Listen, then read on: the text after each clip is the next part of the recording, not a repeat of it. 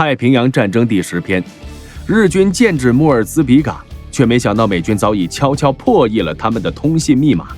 人类史上第一次航母对决，双方攻击机群在茫茫大海中盲目出击，甚至彼此制造出一连串乌龙。美军大型航母首次沉没，日军表面损失不大，却也在这一刻敲响了败局的前奏。前情回顾，自从日军偷袭珍珠港之后，机动舰队一路横扫东南亚，攻城略地，势如破竹。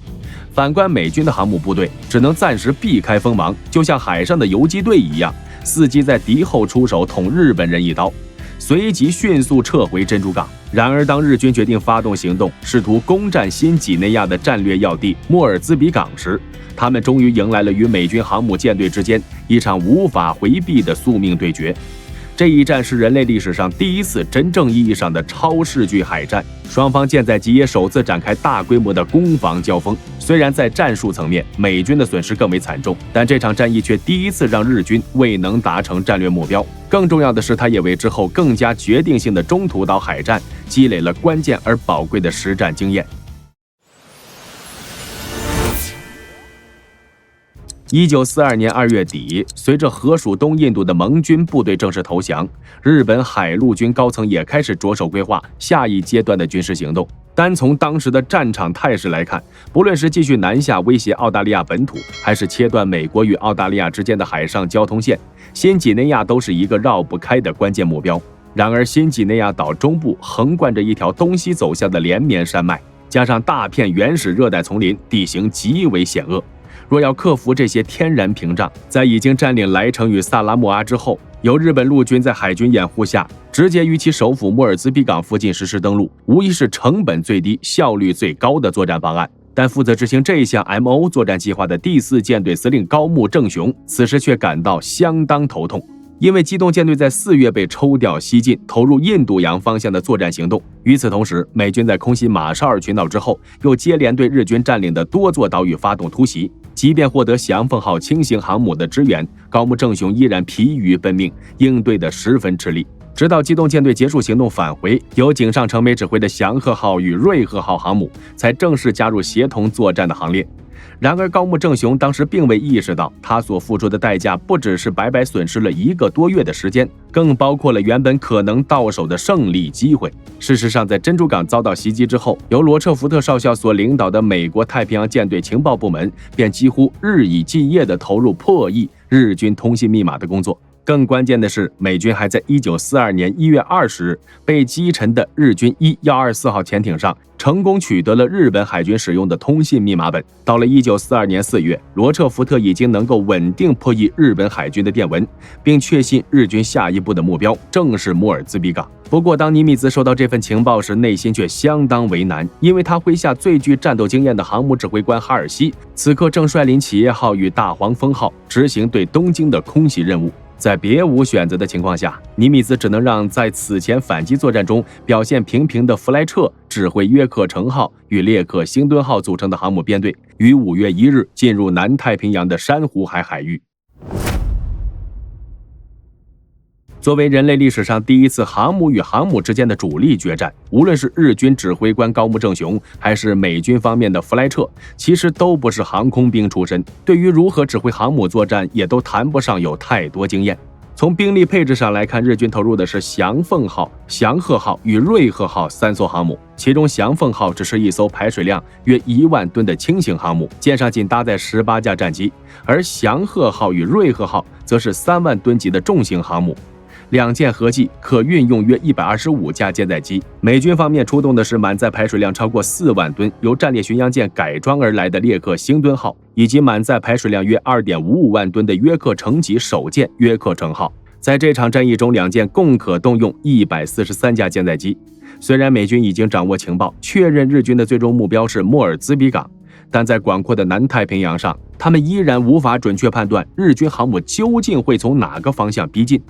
5月3日，当弗莱彻得知日军派出一支部队在所罗门群岛的图拉吉岛登陆，并着手建立水上飞机基地时，他便判断日军航母极可能就在附近活动。于是5月4日，2艘美军航母一口气出动了99架舰载机，气势汹汹地扑向图拉吉岛，试图先发制人。然而登陆该岛的日军其实只是一支偏师，防空力量相对有限。但令人意外的是，美军飞行员的攻击效率同样不尽理想。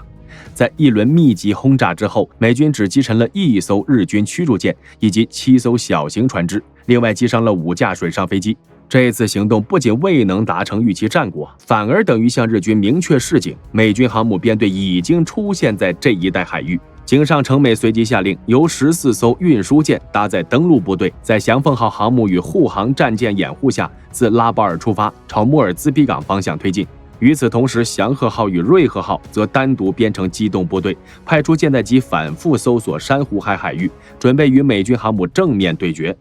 在太平洋战争初期，日军航母尚未配备雷达，而美军航母的雷达探测距离也十分有限。一旦舰载机升空，搜索敌舰几乎只能依靠飞行员的肉眼。因此，即便双方指挥官都大致掌握对方可能的动向，实际派出侦察机后，往往还是只能在茫茫大海中扑个空。5月7日清晨，一架日军侦察机发回电报，声称发现了一艘美军航空母舰以及其护航战舰。巧合的是，这份无线电通信也同步被美军情报单位截获。尼米兹得知后不禁惊出一身冷汗。然而，当参谋人员将日机报告的位置标注在海图上时，尼米兹等人却立刻察觉不对劲，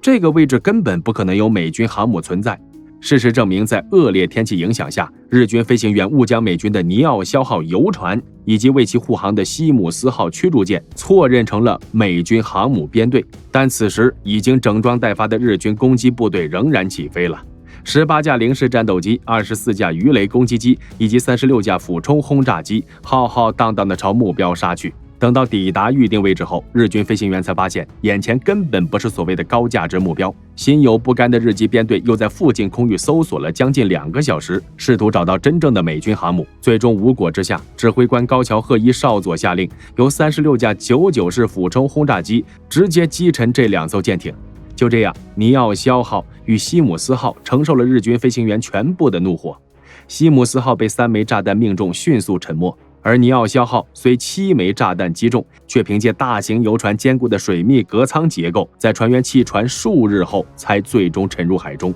与此同时，美军侦察机也发现了日军的翔凤号航空母舰，并误以为这是一艘日军主力航母。随即，列克星敦号与约克城号出动22架 TBD 鱼雷机、53架 SBD 俯冲轰炸机，在18架 F4F 野猫战斗机掩护下直扑翔凤号而去。当美军机群抵达翔凤号上空时，日军仅有8架零式战斗机在空中巡逻。面对突如其来的大规模来袭，翔凤号舰长井泽实之介并未选择转向规避，而是命令航母逆风直线航行，试图争取时间，让更多战斗机起飞迎战。但这个决定已经来得太晚，舰上的零战尚未来得及升空，空中的零战又被野猫死死缠住，美军俯冲轰炸机与鱼雷机便已接连展开攻击。最终，翔凤号接连命中7枚鱼雷、13枚炸弹，于11时39分沉入海中，成为太平洋战争爆发以来第1艘被击沉的航空母舰。井上成美得知翔凤号沉没后，勃然大怒，随即下令翔鹤号与瑞鹤号在当天下午出动27架攻击机，试图对美军航母实施夜间反击。然而日军机群在预定海域却什么也没找到，返航途中天色已暗，甚至有3架日机误将1架美军飞机当成友机，一路跟随飞到了约克城号航母上空，还试图降落。结果自然可想而知，约克城号高射炮火力全开，当场将这3架日机击落。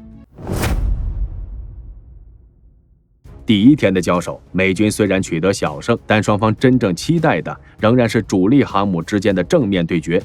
仿佛命运的安排，5月8日清晨，双方侦察机几乎同时发现了彼此航母的踪迹。此时，双方航母数量都是2对2，舰载机数量则是美军117架对日军96架。上午9点，美军2艘航母共起飞46架 SBD 俯冲轰炸机、21架 TBD 鱼雷机以及15架野猫战斗机护航，直扑东北方向约320公里外的日军舰队。弗莱彻与其他军官站在舰桥上，目送攻击机群消失在天际。以往的海战，指挥官还能透过望远镜看到敌舰，亲眼见证胜负结果，但这一次他们什么也做不了。只能等待飞行员带回消息。几乎在同一时间，日军航母也放飞了攻击队33架99式俯冲轰炸机、18架97式鱼雷机以及18架0式战斗机护航。双方几乎同时出拳，都在无形中削弱了自身的防空力量。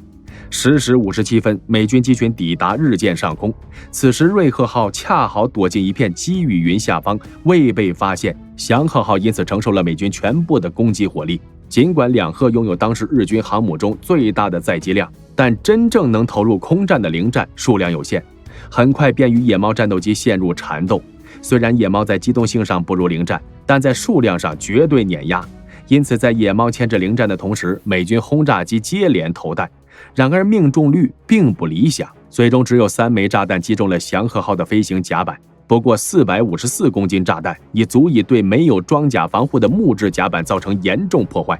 祥和号丧失起降能力，被迫退出战斗。就在弗莱彻焦急等待攻击结果时，10时55分，雷达突然发现约110公里外有大批敌机逼近。此刻，美军航母上仅有8架野猫战斗机巡逻。尽管雷达提供了预警，更多战机升空后仍未能完全拦截日军攻击编队，美军舰队被迫高速机动规避。但由于两艘航母性能差异明显，列克星敦号与约克城号连同护航舰分成了2个较小的编队。日军随即选择优先攻击体型更大、机动性较差的列克星敦号。97式鱼雷机贴海突进，成功命中2枚鱼雷。紧接着99式俯冲轰炸机顶着密集防空火力投弹，又有2枚250公斤炸弹命中列克星敦号。日军飞行员随即回报，该舰疑似即将沉没。相对之下，约克城号稍显幸运，虽遭12架日军俯冲轰炸机攻击，仍被1枚250公斤炸弹命中，但并未伤及要害，尚未丧失作战能力。当天中午，双方攻击机群在返回途中狭路相逢，空中爆发一场混战，最终日军损失了11架战机。当日军飞行员陆续返回时，才惊讶地发现祥和号已经脱离战场，只能全部降落到瑞鹤号上。虽然瑞鹤号本身几乎毫发无伤，但可用舰载机只剩下39架。美军方面，飞行员返航后发现，约克城号与列克星敦号甲板上的破损早已被损管人员紧急修复。不少飞行员甚至是在降落后才真正得知航母曾遭受过何种攻击。